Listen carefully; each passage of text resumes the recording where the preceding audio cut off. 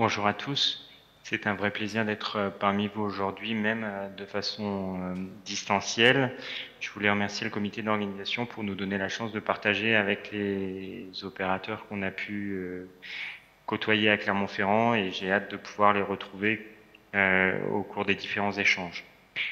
La lecture d'aujourd'hui portera sur le partage d'expériences sur l'embolisation des syndromes de congestion pelvienne. Alors, c'est une pathologie qui a connu une véritable évolution sur les 10 dernières années en termes de reconnaissance. Les patientes sont mieux pris en charge. Pourtant, il s'agit d'un ensemble de signes cliniques assez variables et qui peuvent se superposer. On va distinguer quatre grandes présentations que sont les syndromes les douleurs pelviennes chroniques, les varices de membres inférieurs, soit de localisation atypique, soit récidivantes après un traitement bien conduit, les douleurs abdominales du flanc gauche d'origine rénale et les claudications veineuses. Ces quatre grands tableaux peuvent résulter de trois étiologies principales, les plus fréquentes qui sont les insuffisances veineuses, qu'elles soient ovariennes gauche ou iliaque interne le plus souvent gauche. Ça représente 9 patientes sur 10. Beaucoup plus rarement, il s'agit d'obstacles veineux, qu'ils soient au niveau de la veine rénale gauche dans une pince orthomésentérique ou la veine iliaque commune gauche sur un syndrome de May-Turner, et beaucoup plus rarement sur des affections locales d'ordre gynécologique. L'ensemble de ces situations cliniques et de ces étiologies ont conduit à des descriptions assez hétérogènes de ces symptômes et qui vont donner lieu à des traitements radicalement différents qui sont l'embolisation, les revascularisations par stent ou les revascularisations ou les traitements chirurgicaux. La société nord-américaine a proposé une classification standardisée pour arriver à définir au mieux les symptômes présentés pour qu'on puisse faire des études ultérieures pour comparer les différents types de traitements. Et cet outil, au-delà de l'aspect de recherche, a le gros avantage de pouvoir standardiser nos consultations.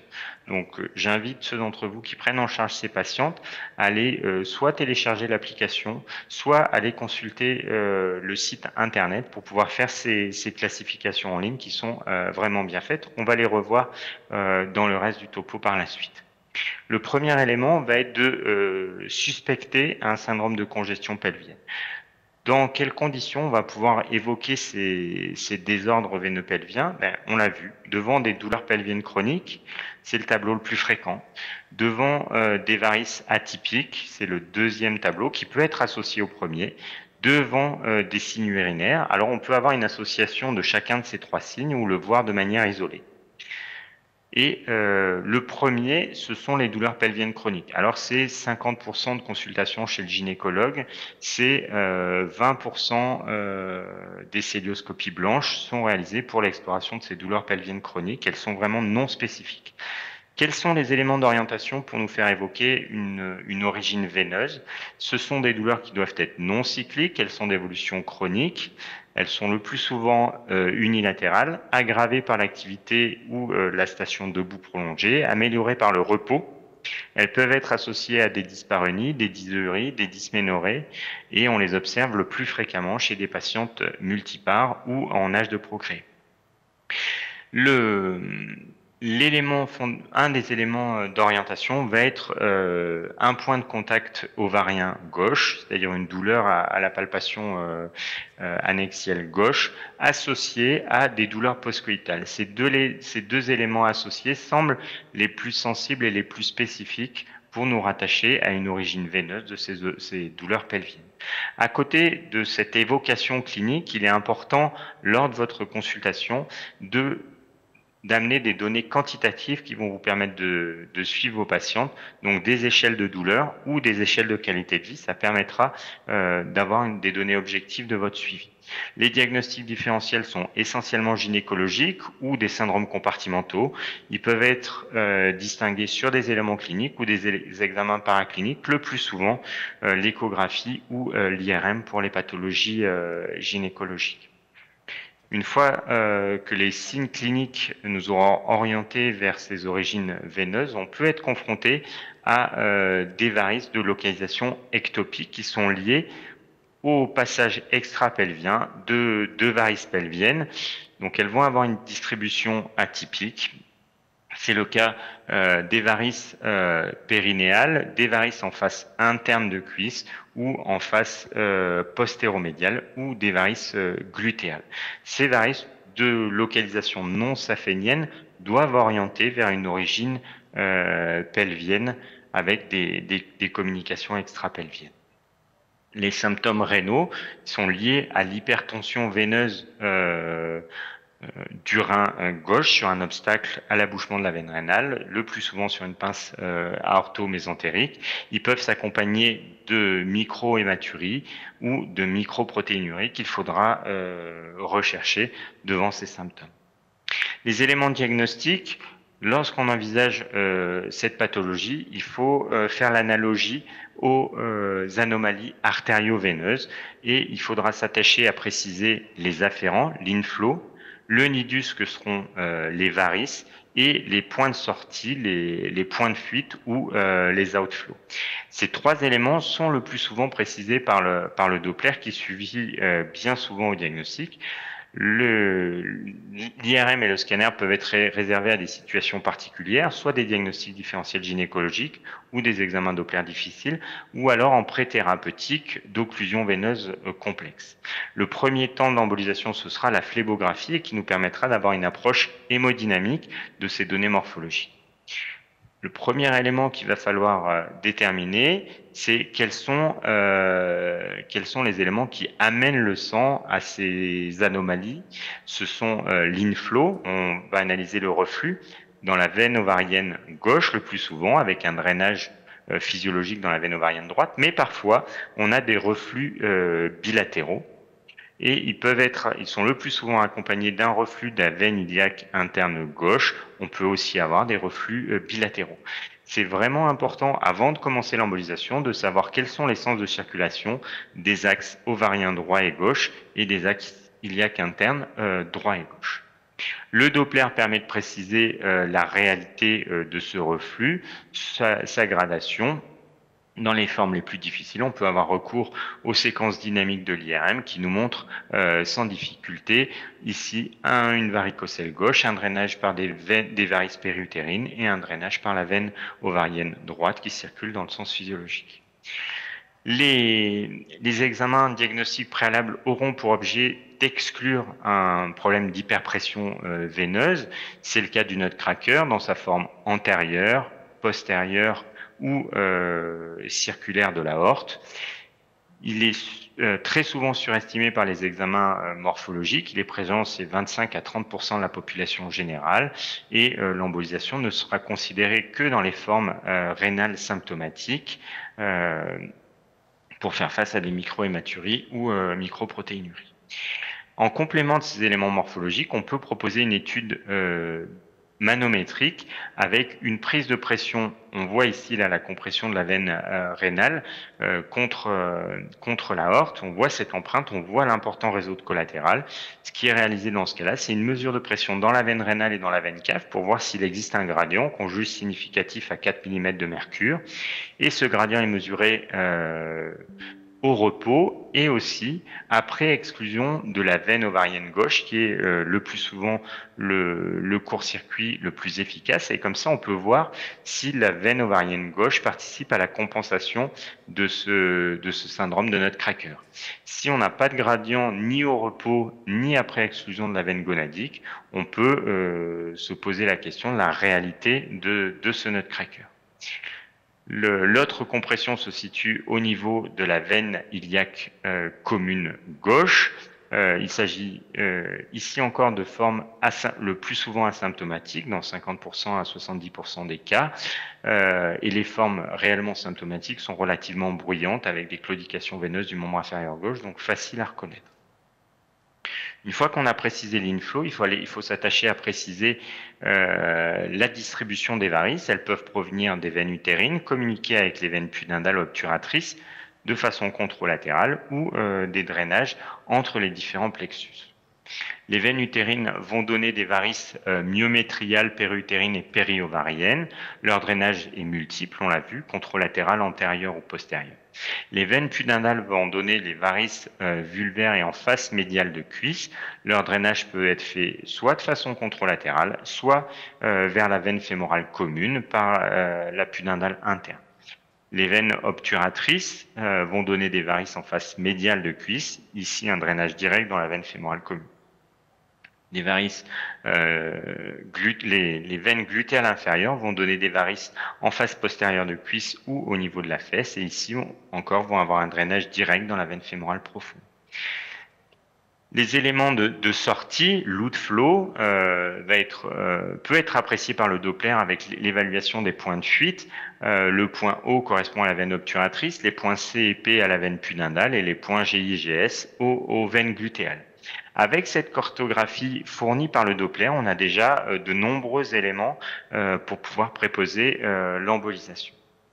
Donc l'approche thérapeutique est guidée par le signe, par le symptôme prédominant, la douleur, les varices associées, les symptômes rénaux, après un bilan diagnostique exhaustif. Concernant la douleur, on va avoir recours à l'embolisation. Les problématiques d'occlusion, nutcracker ou syndrome de coquette vont faire l'objet de revascularisation. Et les varices ectopiques associées pourront être bénéficier d'un traitement local après la fermeture des collecteurs pelviens.